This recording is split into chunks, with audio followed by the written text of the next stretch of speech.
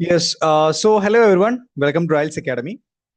നമ്മളിത് ഡിസ്കസ് ചെയ്യാൻ പോകുന്നത് UGC നെറ്റ് പേപ്പർ 1 ടീച്ചിങ് ആപ്റ്റിറ്റ്യൂഡിൽ വരുന്ന അതുപോലെ തന്നെ കേട്ടറ്റ് സൈക്കോളജിയിലും ഇൻക്ലൂഡ് ആയിട്ടുള്ള വളരെ ഇമ്പോർട്ടന്റ് ആയിട്ടുള്ള ഒരു ടോപ്പിക്കാണ് ലേണിംഗ് തിയറീസ് എന്നുള്ളത്. ഈ ലേണിംഗ് തിയറീസിന്റെ കീഴിൽ നിങ്ങൾ നിർബന്ധമായിട്ടും അറിഞ്ഞിരിക്കേണ്ട one of the most important learning തിയറിയാണ് കേർട്ട് ലെവിന്റെ ഫീൽഡ് തിയറി. ഓക്കെ, ഇന്നത്തെ വീഡിയോയിൽ എന്താണ് ഫീൽഡ് തിയറി എന്നുള്ളത് വളരെ ഡീറ്റെയിൽ ആയിട്ട് നമ്മൾ ഡിസ്കസ് ചെയ്യും. ഇതിന്റെ എല്ലാ ബേസിക്സ് ആയിട്ടുള്ള കാര്യങ്ങളൊക്കെ നമ്മൾ പറഞ്ഞു പോകും. അതിന്റെ കൂടെ തന്നെ ഈ ഭാഗങ്ങളിൽ എക്സാമിനേഷൻ പെർസ്പെക്റ്റീവിൽ വരാൻ സാധ്യതയുള്ള കുറച്ച് ടേംസുകളൊക്കെ ഉണ്ട്. അതിൻ്റെയൊക്കെ ഡീറ്റെയിൽ ആയിട്ട് നമ്മൾ എക്സാമ്പിൾസ് ഒക്കെ വെച്ചിട്ട് എല്ലാ ആളുകൾക്കും മനസ്സിലാകുന്ന രീതിയിൽ ഞാൻ എന്ത് ചെയ്യും, ഇന്നത്തെ വീഡിയോ മുഴുവനായിട്ട് ഞാൻ എക്സ്പ്ലെയിൻ ചെയ്തു തരും. ഓക്കെ, അതുപോലെ തന്നെ നമ്മുടെ ചാനൽ കാണുന്ന ആളുകൾക്ക് അറിയാം, നമ്മുടെ ചാനൽ പ്രധാനമായിട്ട് ഫോക്കസ് ചെയ്യുന്നത് രണ്ട് മെയിൻ ആയിട്ടുള്ള എക്സാംസ് ആണ്. ഒന്ന് കേട്ടറ്റ് സൈക്കോളജി കോഴ്സും അതുപോലെ തന്നെ UGC നെറ്റിന്റെ പേപ്പർ 1. അപ്പൊ നമ്മൾ വീഡിയോസ് അപ്ലോഡ് ചെയ്യുന്ന സമയത്ത് കേട്ടറ്റ് അപ്ലോഡ് ചെയ്യും, നെറ്റ് അപ്ലോഡ് ചെയ്യും, അങ്ങനെ റാൻഡം ആയിട്ട് എല്ലാ വീഡിയോസും നിരന്തരം അപ്ലോഡ് ചെയ്യുന്നതാണ്.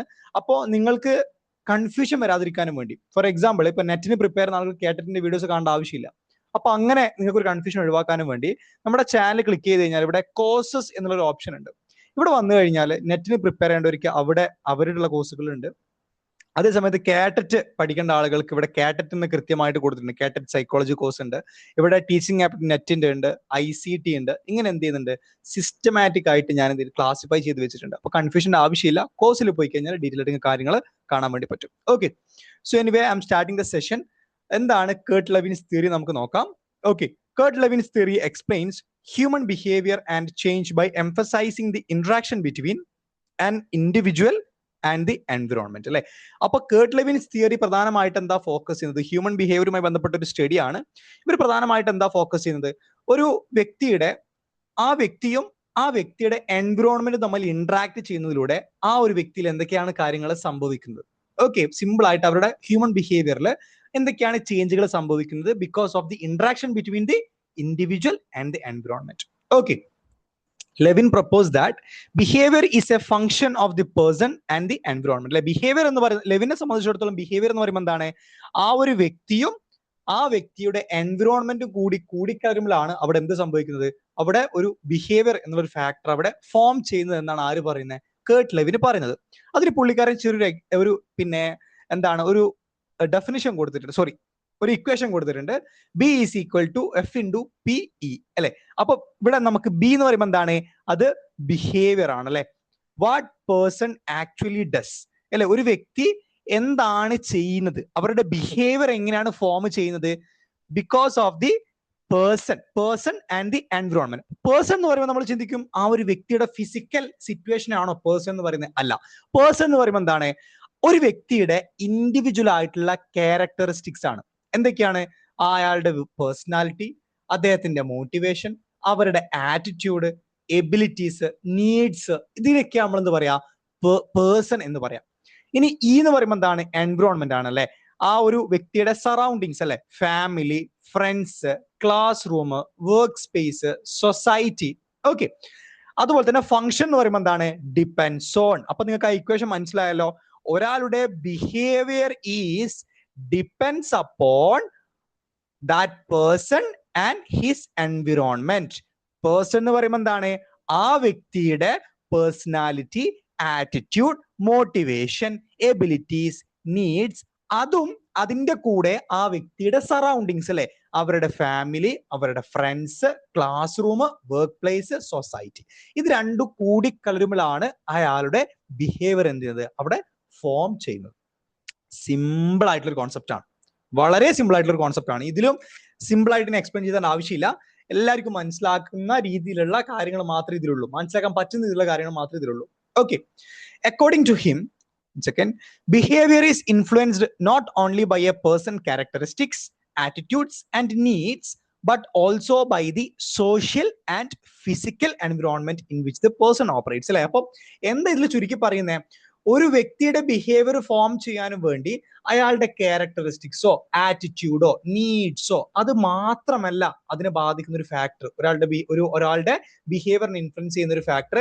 അതിന്റെ കൂടെ നമ്മൾ എന്താണ്, ആ വ്യക്തിയുടെ സറൗണ്ടിങ്സ് അല്ലെ, അതും എന്താണ്, സറൗണ്ടിങ് എൻവിറോൺമെന്റ് എന്താണ്, വളരെയധികം ഇൻഫ്ലുവൻസ് ചെയ്യുന്നതാണ്. Okay, his field theory explains that different forces in the environment can influence the behaviour അല്ലെ. അപ്പോ ഇദ്ദേഹത്തിന്റെ തിയറി, ഫീൽഡ് തിയറി നമുക്ക് കുറച്ചും കൂടി ഒരു ഇൻഡെപ്തിലോട്ടുള്ള ഒരു എക്സ്പ്ലനേഷൻ ഞാൻ വരുന്നുണ്ട്. കറക്റ്റ് ആയിട്ട് ഞാൻ പറഞ്ഞുതരാം, സിമ്പിൾ ആയിട്ട് ഞാൻ പറഞ്ഞുതരാം. ഓക്കെ, ആ ഒരു ഭാഗത്ത് നമുക്ക് എന്താ ആ ഒരു പോയിന്റ് ഡിസ്കസ് ചെയ്യാം കേട്ടോ. ഒരു പിക്ചർ ഒക്കെ വെച്ചിട്ട് ഞാൻ പറഞ്ഞുതരാം. ഇതപ്പോ നിങ്ങൾ സിമ്പിൾ ആയിട്ട് മനസ്സിലാക്കേണ്ട കാര്യം ഇത്രയേ ഉള്ളൂ. ഒരാളുടെ ബിഹേവിയർ ഫോം ചെയ്യുന്നത് എന്തിന്റെ ഡിപ്പെൻസിലാണ്? ഒന്ന് ആ ഒരു പേഴ്സൺ ഒരു ഫാക്ടറാണ്. പേഴ്സൺ എന്ന് പറയുമ്പോൾ മനസ്സിലാക്കുക, വ്യക്തിയല്ല, ആ വ്യക്തിയുടെ എന്താണ് personality, motivation, attitude, ability, needs, അതുപോലെ തന്നെ അദ്ദേഹത്തിന്റെ എന്താണ് എൻവിറോൺമെന്റ് അല്ലെ, സമൂഹം, family, friends, class room, work space etcetera. ഇത് രണ്ടുമാണ് ബിഹേവിയർ ഫോം ചെയ്യുന്നത്. നെക്സ്റ്റ്, ഈ ഒരു ഭാഗത്ത് നിങ്ങൾ നിർബന്ധമായിട്ടും അറിഞ്ഞിരിക്കേണ്ട ഒരു കോൺസെപ്റ്റ് ആണ്, എക്സാമിനേഷൻ പെർസ്പെക്റ്റീവിൽ നിർബന്ധമായിട്ടും അറിഞ്ഞിരിക്കേണ്ട ഒരു കോൺസെപ്റ്റ് ആണ് എന്ത്? ലൈഫ് സ്പേസ് എന്നുള്ളത്. ഓക്കെ, അപ്പൊ എന്താണ് life space? Life space is one of the most important concept in Kurt Lewin's field theory. It refers to the total psychological environment of a person at a particular moment. Everything that person perceives, think, feels, wants, fears and experiences അല്ലെ. അപ്പോ life space എന്ന് പറയുമ്പോൾ എന്താണ്? ഇത് വളരെ പ്രധാനപ്പെട്ട ഒരു concept ആണ്. ഇതെന്താ മീൻ ചെയ്യുന്നത്? ഒരു total psychological environment at A particular moment. ഒരു മനുഷ്യൻ എന്താണ് ഒരു സ്പെസിഫിക് ആയിട്ടുള്ള ഒരു മൊമെന്റില് ആ മനുഷ്യൻ എക്സ്പീരിയൻസ് ചെയ്യുന്ന എല്ലാ സൈക്കോളജിക്കൽ എൻവിറോൺമെന്റിനെയും വിളിക്കുന്ന പേരാണെന്ത്? ഇതിനെ വിളിക്കുന്ന പേരാണെന്ത്? ലൈഫ് സ്പേസ് എന്നുള്ളത്. സംശയം ഉണ്ടാവും, എനിക്കറിയാം. എക്സാമ്പിൾ ഞാൻ പറഞ്ഞുതരാം. Suppose A student has N exam tomorrow. The class room, teacher, exam, fear of failure, desire to get good marks and encourage from parents may all become part of the students life space because they influence the students behavior അല്ലെ. നാളെ എന്ത് ചെയ്യാണ്? Exam നടക്കാൻ പോവാണ്, moment ആണ്. Okay, ആ മൊമെന്റിൽ എന്തൊക്കെ സംഭവിക്കും? ആ ഒരു കുട്ടിയുടെ സൈക്കോളജിക്കൽ എൻവിറോൺമെന്റിൽ എന്തൊക്കെ വരും? ഒന്ന് ക്ലാസ് റൂമിന്റെ ചുറ്റുപാട് വരും, ടീച്ചറുടെ മുഖം വരും അല്ലെ, എക്സാമിന്റെ ആ ഒരു എക്സാമിനേഷൻ ഷീറ്റിന്റെ ആ ഒരു കിട്ടിക്കഴിഞ്ഞാലുള്ള ഒരു മാനസികാവസ്ഥ വരും, തോക്കൂ എന്നുള്ള പേടി ഉണ്ടാവും, പാരന്റ്സിന്റെ മുഖം ഓർമ്മയിൽ വരും, അതുപോലെ നല്ല മാർക്ക് കിട്ടിയ ക്ലാസ്സിൽ നല്ലൊരു കുട്ടിയാണെന്നുള്ളൊരു ചിന്ത. അപ്പൊ ആ ഒരു മൊമെന്റിൽ ഒരു വ്യക്തിക്ക് ഉണ്ടാകുന്ന ഒരു മൾട്ടിപ്പിൾ ആയിട്ടുള്ള സൈക്കോളജിക്കൽ എൻവിറോൺമെന്റ് ഉണ്ട്. ഓക്കെ, അതിനെ വിളിക്കുന്ന പേരാണെന്ത്? ലൈഫ് സ്പേസ് എന്നുള്ളത്. അണ്ടർസ്റ്റുഡ്? സിമ്പിൾ കോൺസെപ്റ്റ് ആണ്, കൺഫ്യൂഷൻ ആക്കാനേ പാടില്ല. അധികം ആൾക്കും ഇത് വെറുതെ കോംപ്ലക്സ് ആയിട്ട് അങ്ങനെ ആഴ്ച ചിന്തിച്ച് കൺഫ്യൂഷൻ ആക്കും. അതിന്റെ ആവശ്യമൊന്നുമില്ല, സിമ്പിൾ ആയിട്ടുള്ള കോൺസെപ്റ്റ് ആണ്. ഇനി നിങ്ങൾ ഈ എൻറ്റയർ ഫീൽഡ് തിയറി എന്നുള്ളത് ഈ ഒരൊറ്റൊരു ഗ്രാഫാണ്. അതായത് എൻറ്റയർ ഫീൽഡ് തിയറി എന്ന് പറയുമ്പോൾ എന്താണ്? ഈ ഒരൊറ്റ ഗ്രാഫിലൂടെ നിങ്ങൾ എന്ത് ചെയ്യണം? കാര്യമായിട്ട് പഠിക്കേണ്ടതുണ്ട്. Okay, fine. ഞാൻ സിമ്പിൾ ആയിട്ട് പറഞ്ഞുതരാം, സിമ്പിൾ ആയിട്ട് ശ്രദ്ധിക്കണേ. നിങ്ങൾ നിങ്ങളുടെ കോമ്പറ്റിറ്റീവ് എക്സാമിന് വേണ്ടി പ്രിപ്പയർ ചെയ്യുന്ന ഒരാളാണ് അല്ലെ. കേട്ടറ്റ് ആകാം, അല്ലെങ്കിൽ വേറെ ടീച്ചിങ് എക്സാംസ് ആകാം, അല്ലെങ്കിൽ UGC നെറ്റിന് പ്രിപ്പയർ ചെയ്യുന്ന ആളുകളാകാം. ഓക്കെ, അങ്ങനെ പ്രിപ്പയർ ചെയ്യുന്ന ഒരു വ്യക്തിയുണ്ട്. ആ വ്യക്തിയുടെ പേരെന്താണെന്നറിയോ? രാജ് എന്നാണ് ആ വ്യക്തിയുടെ പേര്. ഓക്കെ, അപ്പൊ ഈ രാജിന്റെ ഒരു കഥ ഞാൻ പറഞ്ഞുതരാം. ഓക്കെ, അപ്പൊ ഈ രാജിന് എന്താണ്? നല്ല എബിലിറ്റീസ് ഉണ്ട്. എബിലിറ്റീസ് എന്ന് പറയുമ്പം പഠിക്കാനുള്ള എബിലിറ്റീസ് ഉണ്ട്, മെമ്മറൈസ് ചെയ്യാനുള്ള എബിലിറ്റി ഉണ്ട്. അതുപോലെ തന്നെ ആ രാജിന് എന്താണ്? PYQs പഠിച്ചു കഴിഞ്ഞാൽ അത് കറക്റ്റ് മൈൻഡിൽ സ്റ്റോർ ചെയ്യാനുള്ള എബിലിറ്റി ഉണ്ട്. ഓക്കെ, അതേ സമയത്ത് രാജിന് എന്തുണ്ട്? പ്രധാനമായിട്ടുള്ള കുറച്ച് നീഡ്സുകൾ ഉണ്ട് അല്ലെ. അതായത് എങ്ങനെയെങ്കിലും ഈ ടീച്ചിങ് എക്സാംസ് എഴുതിയിട്ട് ഒരു ടീച്ചറായിട്ട് ഒരു ഇൻസ്റ്റിറ്റ്യൂഷനിൽ വർക്ക് ചെയ്യാന്നുള്ള നീഡും എന്താണ്? ഈ രാജിനുണ്ട്. ഇത് നമ്മൾ കോമൺ ആയിട്ട് വിളിക്കുന്ന പേരെന്തായിരുന്നു? പേഴ്സൺ. റൈറ്റ്, പേഴ്സൺ എന്നല്ല, പീപ്പിൾ ആയിരുന്നു, പേഴ്സൺ ആയിരുന്നു, ഞാൻ മറന്നുപോയി. 1 സെക്കൻഡ്. പേഴ്സൺ ആണല്ലേ. പേഴ്സൺ നമ്മൾ ഇനി പറയാം രണ്ടും. ഓക്കെ, ഒരു വ്യക്തിയുടെ ക്യാരക്ടർ, അവരുടെ എബിലിറ്റി, അവരുടെ നീഡ് എല്ലാം കൂടി ഒരുമിച്ച് നമ്മൾ പേഴ്സൺ എന്ന് പറയും. ഓക്കെ, അങ്ങനെ ഇയാൾ എന്ത് ചെയ്യാണ്? ഇവിടുന്ന് എക്സാമിനേഷന് വേണ്ടിയിട്ട് പ്രിപ്പയർ ചെയ്യാണ്. മനസ്സിലായല്ലോ? ഒരു വ്യക്തിയുടെ എല്ലാ കാര്യങ്ങളും യൂസ് ചെയ്തുകൊണ്ട്, അവരുടെ നീഡ്സും എബിലിറ്റീസ് ഒക്കെ യൂസ് ചെയ്തുകൊണ്ട് എക്സാമിനേഷന് വേണ്ടിയിട്ട് പ്രിപ്പയർ ചെയ്യാണ്. അണ്ടർസ്റ്റുഡ്? ഈ പ്രിപ്പയർ ചെയ്യുന്ന സമയത്ത് ഇതാണ് എന്ത് ചെയ്യുന്നത്? അദ്ദേഹത്തിന്റെ psychological environment. Okay, psychological environment എന്ന് പറയുമ്പം ഞാൻ നേരത്തെ പറഞ്ഞതുപോലെ തന്നെ എന്താണ്? ആ ഒരു മൊമെന്റിൽ അയാളുടെ ചുറ്റിലും ഉണ്ടാകുന്ന ഒരുപാട് സൈക്കോളജിക്കൽ ഫാക്ടേഴ്സ് ഉണ്ട് അല്ലെ. ഒരുപാട് യൂട്യൂബ് ചാനൽസ് ഫ്രീ ആയിട്ട് ക്ലാസ് കൊടുക്കുന്നുണ്ട്, അത് കേൾക്കണം. ഓക്കെ, അതിന്റെ പ്രഷർ ഉണ്ടാവും. അതുപോലെ തന്നെ ഈ എക്സാമിനേഷന്റെ റാങ്ക് ലിസ്റ്റുമായി ബന്ധപ്പെട്ടുള്ള ഒരുപാട് കൺസേണുകൾ ഉണ്ടാവും. അങ്ങനെ ഈ എക്സാമുമായിട്ട് ബന്ധപ്പെട്ടിട്ടുള്ള അതുമായിട്ട് മാത്രം കണക്റ്റഡ് ആയിട്ടുള്ള ഒരുപാട് സൈക്കോളജിക്കൽ മാറ്റേഴ്സ് ഉണ്ടല്ലോ, അതിനെ വിളിക്കുന്ന പേരാണ് എന്ത്, ഈ സൈക്കോളജിക്കൽ എൻവയോൺമെന്റ് എന്ന് പറയുന്നത്. അതായത് അദ്ദേഹത്തിന്റെ പഠനത്തെ ബാധിക്കാൻ സാധ്യതയുള്ള ചുറ്റുമുള്ള ഒരുപാട് സൈക്കോളജിക്കൽ എൻവയോൺമെന്റ് എന്ന് പറയുന്നത്. അതേ സമയത്ത് ഫോറിൻ ഹൾ എന്ന് പറയുമ്പോൾ എന്താണ്, ഉദാഹരണത്തിന് ഇസ്രായേലും അതുപോലെ തന്നെ ഇന്ത്യയും തമ്മിൽ ഒരു കരാറിൽ ഏർപ്പെടുകയാണ്. അത് ഇയാളുടെ എക്സാമിനേഷനുമായിട്ട് എന്ത് ബന്ധം ഉണ്ടാവും? ഇല്ല, അതൊന്നും ഇയാളെ കൺസേൺ ആക്കുന്നില്ല. രാജ്യം ഇതൊന്നും കൺസേൺ ആക്കുന്നില്ല, അല്ലെ? ശ്രീലങ്കൻ കരാറിൽ ഒപ്പിട്ടോ, എന്നെ കൺസേൺ ആക്കുന്നില്ല. ഓക്കെ, അതുപോലെ തന്നെ ഇപ്പം വേറെന്ത് എക്സാമ്പിളാ പറയാം? ഓക്കെ, അതായത് ഇദ്ദേഹത്തിന്റെ ആ ഒരു സിറ്റുവേഷൻ, എക്സാമിനേഷന് വേണ്ടി പ്രിപ്പയർ ചെയ്യുക എന്നുള്ള എൻവിറോൺമെന്റിന് പുറമെ നടക്കുന്ന ഒരു കാര്യം എന്താണ്, അദ്ദേഹം കൺസേൺഡ് ആയിട്ടുള്ള ഒരു കാര്യമല്ല എന്നുള്ളതാണ്. Okay, understood.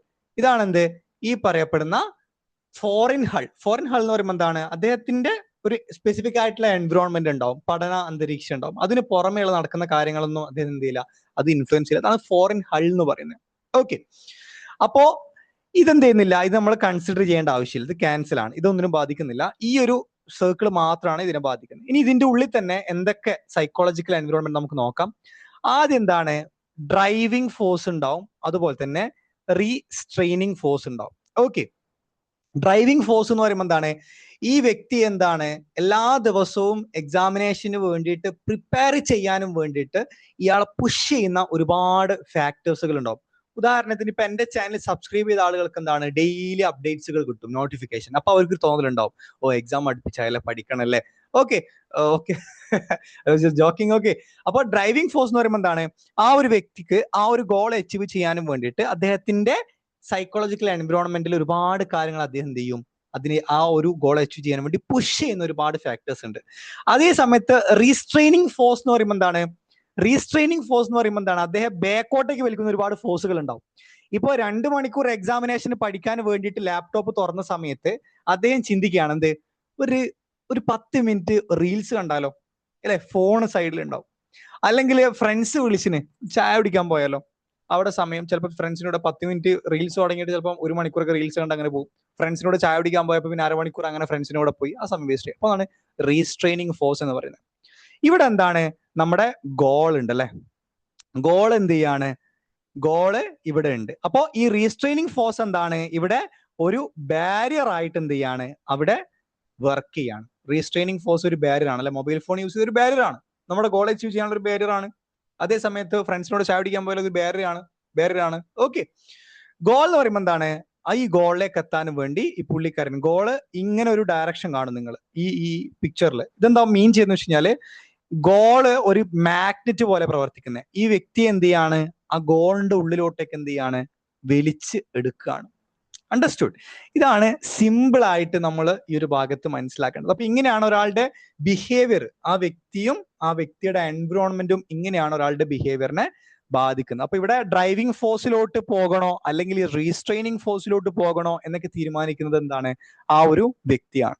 ഓക്കെ, ഇതെങ്ങനെയാണ് ഒരു ബിഹേവിയർ ഫോം ചെയ്യുന്നതെന്നാണ് കേർട്ട് ലെവിന് ഈ ഒരു ഫിഗറിലൂടെ എക്സ്പ്ലെയിൻ ചെയ്യാൻ വേണ്ടി ശ്രമിക്കുന്നത്. ഓക്കെ, ഇനി നമ്മൾ സിമ്പിൾ ആയിട്ട് ഇതിന്റെ കുറച്ച് എക്സ്പ്ലനേഷൻസ് ഒക്കെ നമ്മൾ നോക്കേണ്ടതുണ്ട്, ഈ ഒരു ഫിഗറിൽ വരുന്ന കുറച്ച് എക്സ്പ്ലനേഷൻ. ഓക്കെ, ഒന്നെന്താണ്, പേഴ്സൺ എന്ന് പറയുമ്പോൾ എന്താണ്, ഒരു ഫിസിക്കൽ ഹ്യൂമൻ ബീങ് മാത്രമല്ല, അദ്ദേഹത്തിന്റെ സൈക്കോളജിക്കൽ ക്യാരക്ടേഴ്സിന് ഡിസയറുകൾ, മോട്ടീവ്, ഇമോഷൻസ്, എബിലിറ്റീസ്. ഓക്കെ, ഇതാണ് പേഴ്സൺ. ഇത് രണ്ടും കൂടി ആഡ് ചെയ്താലാണ് പേഴ്സൺ. അതിൽ എബിലിറ്റീസ് ഉണ്ടാവും, നീഡ്സ് ഉണ്ടാവും. ഓക്കെ, പിന്നെന്താണ്, വെക്ടർ. ഡ്രൈവിംഗ് ഫോഴ്സ് എന്ന് പറയുമ്പോൾ എന്താണ്, that has A direction and pushes or pulls the person towards the goal. അല്ലെ, ഡ്രൈവിംഗ് ഫോഴ്സ് എന്ന് പറയുമ്പോൾ എന്താണ്, ആ വ്യക്തിയെ ഗോളിലോട്ട് പുഷ് ചെയ്യുന്നതാണ്. ഓക്കെ, അത് ചിലപ്പോൾ അവരുടെ ഫ്രണ്ട്സ് എപ്പം വിളിച്ച് മോട്ടിവേറ്റ് ചെയ്യുന്നുണ്ടാവും, അവിടെ പഠിക്കണേ, എക്സാം വേഗം ക്രാക്ക് ചെയ്യണേ, അല്ലെങ്കിൽ അവരുടെ പാരന്റ് ആകാം, അങ്ങനെ ആരെങ്കിലും ആകാം. ഓക്കെ, റീസ്ട്രെയിനിങ് ഫോഴ്സ് എന്ന് പറയുമ്പോൾ എന്താണ്, psychological forces that opposes or prevent the movement towards the goal. അല്ലെ, അതായത് ഗോളെ അച്ചീവ് ചെയ്യാനും വേണ്ടിയിട്ട് തടസ്സം നിൽക്കുന്ന ഫോഴ്സുകളെ വിളിക്കുന്ന പേരാണ് എന്ത്, റീസ്ട്രെയിനിങ് ഫോഴ്സ് എന്നുള്ളത്. ഓക്കെ, അവരെ പിടിച്ചു നിർത്തും, ഗോൾ അച്ചീവ് ചെയ്യാനായിട്ടില്ല, കുറച്ച് സമയം കൊണ്ട് റീൽസ് കാണും, ഫ്രണ്ട്സിനൂടെ ചായ അടിക്കാൻ പോകും, അല്ലെ, അവരിങ്ങനെ ബാരിയർ ആയിട്ട് നടുക്ക് നിൽക്കുകയാണ്. അതാണ് ഇവിടെ ഞാൻ ബാരിയർ എന്ന് കൊടുത്തു കേട്ടോ. Understood, barrier, fine. പിന്നെന്താണ് ഗോൾ എന്ന് പറയുമ്പോൾ എന്താണ്? Something that the person wants to achieve or obtain. Okay, ഇതിന് പോസിറ്റീവ് വാലൻസ് ആണ്. ഓക്കെ, പിന്നെ വരുന്നതാണ് എന്ത്? Foreign hull. ഫോറിൻ ഹൾ എന്ന് പറയുമ്പോൾ എന്താണ്? The things that exist outside the person's current psychological life space അല്ലെ. അദ്ദേഹം എക്സാമിനേഷൻ എന്നുള്ള ഒരു സൈക്കോളജിക്കൽ സ്പേസിൽ അദ്ദേഹം ഉള്ളത്. അപ്പോ ഈ ശ്രീലങ്കൻ കരാറും ഈ ഇറാൻ ഇസ്രായേൽ പ്രശ്നങ്ങളും അദ്ദേഹത്തെ എന്ത് ചെയ്യുന്നില്ല, അദ്ദേഹം ചിന്തിക്കുന്നില്ല. അതാണ് foreign hull, that are not psychologically important. Okay, ആ ഒരു മൊമെന്റിൽ അദ്ദേഹത്തെ എഫക്ട് ചെയ്യുന്ന ഒരു ഫാക്ടർ ആയിട്ടും എന്ത് ചെയ്യില്ല, ഫോറിൻ ഹൾ വർക്ക് ചെയ്യില്ല. വിത്തിൻ ദി സൈക്കോളജിക്കൽ എൻവയോൺമെന്റുള്ള കാര്യങ്ങൾ മാത്രമേ അയാളെ ബാധിക്കുന്ന പ്രശ്നമുള്ളൂ.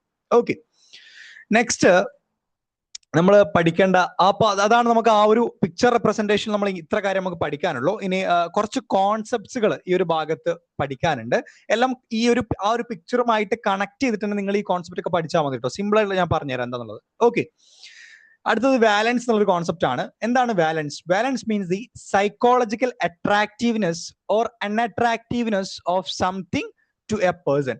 In simple words, it tells us whether a person want to move towards something or move away from it. അല്ലെ, ബാലൻസ് എന്ന് പറയുമ്പോൾ എന്താണ്? ഇപ്പൊ ഉദാഹരണത്തിന് എനിക്ക് ബിരിയാണി ഭയങ്കര ഇഷ്ടമാണ്. ബിരിയാണി എന്ന് പറയുമ്പോൾ എനിക്ക് ഭയങ്കര ക്രേസ് ആയിട്ടുള്ള ഒരു ഭക്ഷണമാണ്. അതേസമയത്ത് എനിക്ക് മന്തി തീരെ ഇഷ്ടമല്ല. ഓക്കെ, അപ്പോ ബിരിയാണി എന്ന് പറയുമ്പോൾ എന്താണ്? പോസിറ്റീവ് ബാലൻസ് ആണ്. എനിക്ക് സൈക്കോളജിക്കലി അട്രാക്റ്റഡ് ആയിട്ടുള്ള ഒരു സംഭവമാണ്.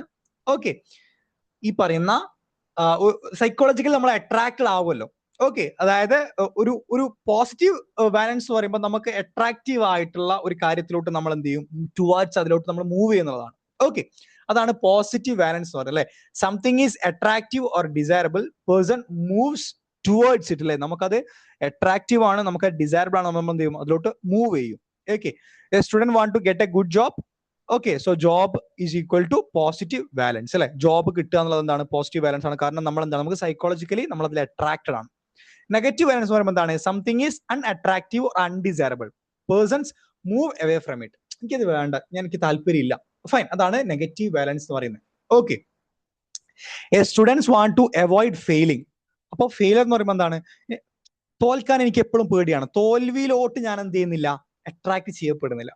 അതെന്താണ്? നെഗറ്റീവ് ആയിട്ടുള്ളൊരു ബാലൻസ് ആണ്. ഓക്കെ, നെക്സ്റ്റ് വരുന്നതാണ് എന്ത്? കോൺഫ്ലിക്റ്റ് എന്നുള്ള ഒരു കോൺസെപ്റ്റ് ആണ്. എന്താ കോൺഫ്ലിക്റ്റ് നമുക്ക് നോക്കാം. Conflict occurs when two or more opposing forces exist within a person's life space and influence their behavior in different direction. Okay, ഞാൻ അതിന്റെ ഒരു എക്സാമ്പിൾ പറഞ്ഞ കൃത്യമായിട്ട് നിങ്ങൾക്ക് മനസ്സിലാവും. Okay, for a person preparing for a competitive exam, the goal of passing the exam has a positive balance അല്ലെ. അപ്പോ exam പാസ്സാകുക, ഓക്കെ, എക്സാം പാസ് ആവണം എന്നുള്ളത് എന്തായിരിക്കും? ഡെഫിനറ്റ്ലി പോസിറ്റീവ് ആയിട്ടുള്ള ഒരു ബാലൻസ് ആയിരിക്കും അല്ലെ. ബാലൻസ് ആയിരിക്കും, because it is desirable and create driving force അല്ലെ. അപ്പൊ കാരണം നമുക്ക് എക്സാം പാസ് ആയാലും എനിക്ക് ജോലി കിട്ടുള്ളൂ. അപ്പൊ അതൊരു ഡ്രൈവിംഗ് ഫോഴ്സ് ആണ്, അതൊരു പോസിറ്റീവ് ബാലൻസ് ആണ്. At the same time the difficulty of the syllabus, tiredness or the pressure of continuous preparation may create forces that push the person away from studying. അതേ സമയത്ത് ഒരു നെഗറ്റീവ് ബാലൻസ് അവിടെ ഉണ്ടല്ലേ. കാരണം എന്താണ്? വലിയ ബുക്ക് കാണുകയാണ്, എത്ര കാലം ഞാൻ ഇതിന് പ്രിപ്പയർ ചെയ്യുന്നേ അല്ലെ, ആ ഒരു ചിന്ത ഉണ്ടാവും അല്ലെ. വലിയ സിലബസ് ആണ്, എനിക്ക് കഴിയുന്നില്ല, ഓക്കെ, തലവേദന എടുക്കുന്നത്. അതെന്താണ്? ഒരു നെഗറ്റീവ് ബാലൻസ് ആണ്. അപ്പൊ നമ്മൾ എന്ത് ചെയ്യും? അതിലോട്ട് പോകാനുള്ള ഒരു മോട്ടിവേഷൻ നമുക്ക് കുറയും. Fine, these opposing forces create conflict and the final behaviour depend on the balance between these force അല്ലെ. അപ്പം ഒരു സൈഡിൽ നിന്ന് പോസിറ്റീവായിട്ട് നമ്മളെ പുഷ് ചെയ്യുന്നു, ഒരു സൈഡിൽ നിന്ന് നെഗറ്റീവ് നമ്മളെ പുള്ള് ചെയ്യാണ്. അവിടെ എന്ത് സംഭവിക്കും? നമ്മളിങ്ങനെ എന്താ ചെയ്യേണ്ടതെന്നുള്ള സിറ്റുവേഷനിൽ നമ്മളിങ്ങനെ ഇറങ്ങിപ്പോകും. അതിനെ വിളിക്കുന്ന പേരാണ് എന്ത്? കോൺഫ്ലിക്റ്റ് എന്നുള്ളത്. അണ്ടർസ്റ്റുഡ്? അവസാനം നമ്മൾ എന്ത് ചെയ്യും? അതിൽ നിന്ന് കോൺഫ്ലിക്റ്റ് ക്രിയേറ്റ് ചെയ്ത് കഴിഞ്ഞാൽ നമ്മൾ എന്ത് ചെയ്യും? അവസാനം നമ്മൾ ഏതെങ്കിലും ഒന്ന് തിരഞ്ഞെടുക്കും. ഓക്കെ, അതിന്റെ ഒരു ബാലൻസ് നോക്കിയിട്ട് നമ്മൾ തിരഞ്ഞെടുക്കുന്നതാണ്. ഓക്കെ, ഇനി കോൺഫ്ലിക്റ്റ് തന്നെ നമുക്ക് എന്തുണ്ട്? ഡിഫറെന്റ് ടൈപ്സ് ഉണ്ട്. പ്രധാനമായിട്ട് 3 ടൈപ്സ് ഉണ്ട്. ഒന്ന് അപ്രോച്ച് കോൺഫ്ലിക്റ്റ് ഉണ്ട്, അതുപോലെ അവോയ്ഡൻസ് കോൺഫ്ലിക്റ്റ് ഉണ്ട്, പിന്നെ അവോയ്ഡൻസ് കോൺഫ്ലിക്റ്റ് ഉണ്ട്. സിമ്പിൾ ആയിട്ടുള്ള കോൺസെപ്റ്റ് ആണ്. അത് നമുക്ക് എന്താണ് അപ്രോച്ച് കോൺഫ്ലിക്റ്റ് നമുക്ക് നോക്കാം. Approach conflict occurs when a person has 2 or more attractive goals but can choose or pursue only one at a time. ആദ്യ എക്സാമ്പിൾ വായിച്ചിട്ട് കോൺസെപ്റ്റിലോട്ട് പോവാട്ടോ. ഞാൻ എപ്പോഴും പറയുന്നതാണ്, സൈക്കോളജി ആൻഡ് ബിഹേവിയറിസ്റ്റ് തിയറീസും ബിഹേവിയറിസ്റ്റ് കോൺസെപ്റ്റുകൾ എക്സാമ്പിൾ പഠിച്ചിട്ട് മാത്രം ഡെഫിനിഷനിലോട്ട് പോവാം. ഓക്കെ, കാരണം നമുക്ക് എന്തല്ല, ചില ആളുകൾക്ക് ഒരു കോമൺ ആയിട്ടുള്ള ആളുകൾക്ക് എന്താണ്, ഇങ്ങനത്തെ ടേംസുകൾ ഫെമിലിയർ അല്ല. ഇപ്പൊ എക്സാമ്പിൾ ഉണ്ടെങ്കിൽ കറക്റ്റ് മനസ്സിലാവും. ഇവിടെ എന്താ പറയുന്നത്, ഇവിടെ ആളുകൾക്ക് എന്താണ് രണ്ടോ അല്ലെങ്കിൽ അധികമോ അട്രാക്റ്റീവ് ഗോൾസ് ഉണ്ടാവും. പക്ഷെ അതേ സമയത്ത് നമുക്ക് എന്താണ് അതിൽ ഏതെങ്കിലും ഒന്നേ തിരഞ്ഞെടുക്കാൻ പറ്റും. അതാണ് അപ്രോച്ച് കോൺഫ്ലിക്റ്റ് എന്ന് പറയുന്നത്. നമുക്ക് എക്സാമ്പിൾ നമുക്ക് നോക്കാം. For example, A person preparing for A competitive exam receives 2 attractive opportunities to attend a highly useful revision class or to attend an important mock test session, both scheduled at the same time. Both options have positive valence, so the person is pulled toward both goals, creating a conflict. അല്ലെ, ഇത് രണ്ടും എന്താണ് positive ആണ് അല്ലെ. ഒന്നെന്താണ്, ആ ആൾക്ക് free ആയിട്ട് എന്താണ് ഒരു റിവിഷൻ ക്ലാസ് കിട്ടുകയാണ്, അതേ സമയത്ത് മോക്ക് ടെസ്റ്റും ഫ്രീ ആയിട്ട് ആരോ പ്രൊവൈഡ് ചെയ്യുന്നുണ്ട്. രണ്ട് പോസിറ്റീവ് ആണ്. അപ്പൊ ഈ രണ്ട് പോസിറ്റീവ് ഒരേ സമയത്ത് എന്ത് സംഭവിച്ചു, അവിടെ ഒരു കോൺഫ്ലിക്റ്റ് ആയല്ലേ. രണ്ടിലും ഞാൻ ഇറങ്ങിപ്പോയി. നെഗറ്റീവ് പോസിറ്റീവ് അങ്ങനെ ഇങ്ങനെ വലിക്കലല്ല, രണ്ട് പോസിറ്റീവ് ആണ്. പക്ഷെ എനിക്ക് എന്താണ് ഒന്നേ തിരഞ്ഞെടുക്കാൻ പറ്റും, കാരണം സെയിം സമയത്ത് രണ്ടും നടക്കുന്നത്. അപ്പൊ രണ്ട് പോസിറ്റീവ് വാലൻസിൽ നിന്ന് നമ്മൾ ഏതെങ്കിലും ഒന്ന് ചൂസ് ചെയ്യുമ്പോൾ അതിനെ വിളിക്കുന്ന പേരെന്താണ്, അപ്രോച്ച് കോൺഫ്ലിക്റ്റ് എന്നുള്ളതാണ്. അണ്ടർസ്റ്റുഡ്. അതേ സമയത്ത് അവോയ്ഡൻസ് കോൺഫ്ലിക്റ്റ് എന്തായിരിക്കും, നിങ്ങൾ ഒന്ന് ഗസ് ചെയ്തിട്ട് എന്റെ എക്സ്പ്ലനേഷനിൽ വാട്ടോ.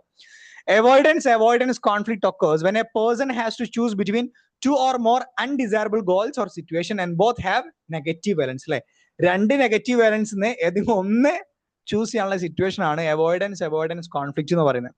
For example, while preparing for a competitive exam, a person may have to choose between studying a very difficult topic or completing a lengthy and boring assignment. The person does not want either option. So the both create forces pushing the person away. ഇവിടെ എന്താണ് രണ്ട് negative ആണല്ലേ. ഒന്നെന്താണ്, ഒന്ന് വളരെ difficult ആയിട്ടുള്ള ഒരു topic പഠിക്കുക, അല്ല എന്നുണ്ടെന്നുണ്ടെങ്കിൽ എന്താണ് ലെങ്തി ആയിട്ടുള്ള ഒരു ബോറിംഗ് ആയിട്ടുള്ള ഒരു അസൈൻമെന്റ് ചെയ്ത. രണ്ടും എന്താണ് നെഗറ്റീവ് ആയിട്ടുള്ള വാലൻസ് ആണ്, ഒരു താല്പര്യമില്ല. പക്ഷെ ഇതിലെന്താണ്, ഇതിൽ ഏതെങ്കിലും ഒന്ന് നമ്മൾ ചൂസ് ചെയ്യേണ്ടി വരും. ഇതാണ് എന്ത് അവോയ്ഡൻസ്. അപ്പൊ ഇത് രണ്ടും ഉണ്ടാകുന്ന ഒരു കോൺഫ്ലിക്റ്റ് ഉണ്ടല്ലേ, ഏതെങ്കിലും ഒന്നും തരം ഏറ്റെടുത്തേ പറ്റൂ, ഏതെങ്കിലും ഒന്നും ചെയ്തേ പറ്റൂ. പക്ഷെ രണ്ടും എന്താണ് താല്പര്യമില്ല. അപ്പൊ താല്പര്യം ഇല്ലാത്തതിൽ താല്പര്യമുള്ളത് അങ്ങ് എടുക്കാനുള്ള സംഭവമാണ്. അതാണ് അവോയ്ഡൻസ് കോൺഫ്ലിക്റ്റ് എന്ന് പറഞ്ഞു കഴിഞ്ഞാൽ. ഇനി അപ്രോച്ച് അവോയ്ഡൻസ് കോൺഫ്ലിക്റ്റ് എന്ന് പറയുമ്പോൾ എന്താ നമുക്ക് നോക്കാം. Approach avoidance conflict occurs when the same goal has both positive and negative valence. A person is attracted toward the goal because of its benefit, but at the same time it is pushed away because of its disadvantage. അല്ലെ, ഒരു goal ഉണ്ടാവും, ആ ഗോളിന് എന്താണ് രണ്ട് വശം ഉണ്ടാവും, ഒന്ന് പോസിറ്റീവും ഒന്ന് നെഗറ്റീവും.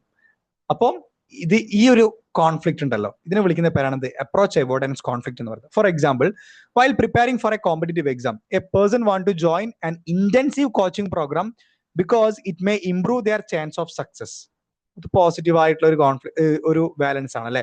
അതായത് ഇന്റൻസ് ആയിട്ടുള്ള ഒരു കോച്ചിങ്ങിന് ചേരണം, കാരണം എന്താണ് അതില് സക്സസ് റേറ്റ് ഭയങ്കരമായിട്ട് കൂടുതലാണ്. But they also dislike the high fee and demanding daily schedule അല്ലെ. അതേ സമയത്ത് നെഗറ്റീവ് ആയിട്ടുള്ള ബാലൻസ് എന്താണ്, അതിന് ഒടുക്കത്തെ ഫീയും ആണ്, ഹൈ ടൈമും നമ്മൾ എന്ത് ചെയ്യണം അതിന് വേണ്ടിയിട്ട് മാറ്റി വെക്കണം. അത് നെഗറ്റീവ് ബാലൻസ് ആണ്. Thus the same goal creates both an approach force and an avoidance force, producing conflict. അപ്പം ഇങ്ങനൊരു സാഹചര്യത്തിൽ എന്താണ്, ഒരു സെയിം ഗോളിൽ തന്നെ രണ്ട് ബാലൻസ് സംഭവിക്കുകയും അതിലൂടെ എന്താണ് ആളുകൾക്ക് ഒരു കോൺഫ്ലിക്റ്റ് സംഭവിക്കാനുള്ള ഒരു പോസിബിലിറ്റി ഉണ്ട്. ഇതാണ് എന്ത് അപ്രോച്ച് അവോയ്ഡൻസ് കോൺഫ്ലിക്റ്റ് എന്നുള്ള ഒരു കോൺസെപ്റ്റ് നിങ്ങൾ മനസ്സിലാക്കേണ്ട സിമ്പിൾ ആയിട്ടുള്ള കുറച്ച് കാര്യങ്ങൾ. ഓക്കെ, സോ ഇതാണ് നമ്മൾ ഇന്നത്തെ വീഡിയോയില് നമുക്ക് ഡീറ്റെയിൽ ആയിട്ട് ഡിസ്കസ് ചെയ്യാനുള്ള കുറച്ച് ഒരു ഭാഗങ്ങൾ. ഇതാണ് നമുക്ക് ഈ ഒരു എൻ്റയർ തിയറിയിൽ ഇങ്ങനെയുള്ള കാര്യങ്ങൾ മാത്രം ഡിസ്കസ് ചെയ്യുന്നില്ല. ഇതിൽ കൂടുതൽ കാര്യങ്ങളൊന്നും നമുക്ക് എക്സാമിനേഷന്റെ പെർസ്പെക്റ്റീവിൽ ഇല്ല. ഈ തിയറിയുമായി ബന്ധപ്പെട്ട ഒരുപാട് കാര്യങ്ങൾ ഇനിയും ഉണ്ട്, പക്ഷെ from the examination perspective this is more than enough. Okay, അപ്പോ നിങ്ങൾ ഡീറ്റെയിൽ ആയിട്ട് തന്നെ നിങ്ങൾ എന്ത് ചെയ്യാം, ഈ ഭാഗങ്ങൾ പഠിക്കുക. എന്തെങ്കിലും സംശയങ്ങൾ ഉണ്ടെന്നുണ്ടെങ്കിൽ നമ്മുടെ വാട്സപ്പ് ഗ്രൂപ്പിൽ ജോയിൻ ചെയ്യാൻ ലിങ്ക് ഞാൻ പ്രൊവൈഡ് ചെയ്യുന്നതായിരിക്കും. ഓക്കെ, ഞാൻ ഡിസ്ക്രിപ്ഷൻ ബോക്സിൽ ആഡ് ചെയ്യുന്നതായിരിക്കും. അതിൽ നിങ്ങൾ ക്ലിക്ക് ചെയ്ത് കഴിഞ്ഞാൽ നമ്മുടെ ഗ്രൂപ്പിലോട്ട് ഡയറക്റ്റ് നിങ്ങൾക്ക് ജോയിൻ ചെയ്യാൻ പറ്റുന്ന കേട്ടോ. ഓക്കെ, സോ വീഡിയോ ഇഷ്ടമായാൽ നമ്മുടെ വീഡിയോ ലൈക്ക് ചെയ്യുക, ചാനൽ ഒന്ന് സബ്സ്ക്രൈബ് ചെയ്യുക, നിങ്ങളുടെ ഫ്രണ്ട്സിലോട്ട് എന്ത് ചെയ്യുക, ഷെയർ ചെയ്യുക. Okay, so that's all about today's session. So we'll see you on the next video. Till then, bye and thank you.